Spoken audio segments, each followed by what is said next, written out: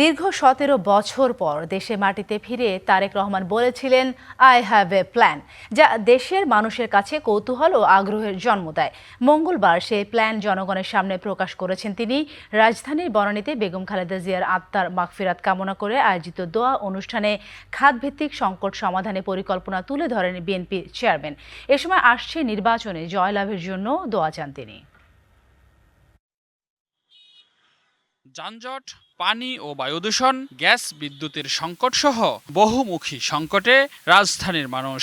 অভিজাত এলাকা গুলশান ও বনানীর বাসিন্দারাও এ সমস্যা থেকে নিস্তার পাচ্ছেন না।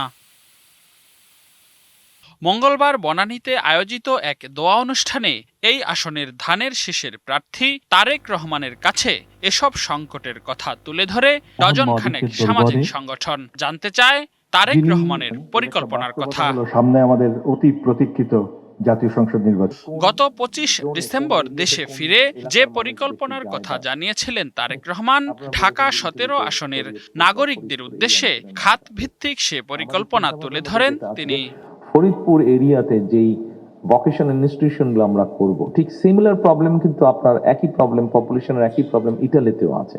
সেই জন্য ওইখানকার যে ভোকেশনাল ইনস্টিটিউট হবে এবং ল্যাঙ্গুয়েজ ইনস্টিটিউট হবে, সেখানে আমরা ইটালির ল্যাঙ্গুয়েজের উপরে জোর দিব এবং ওখানে যেই টাইপের কাজগুলো হয় সেখানে আমরা ভোকেশনগুলো ওইভাবে ডিজাইন করার চেষ্টা করব যে ওখানে যাতে ওই কাজের উপযুক্ত ট্রেনিংগুলো হয়। ৭২ ঘন্টা ময়েশ্চার লক সমৃদ্ধ লিলি বডি ওয়াশ শিয়া বাটারের গুডনেস স্কিন রিপেয়ার করে রাখে সফট ও গ্লোয়িং। বিএনপি ছাড়া আর কোন দল সংকট সমাধানের সুনির্দিষ্ট পরিকল্পনা দিতে পারেনি বলেও দাবি করেন তিনি।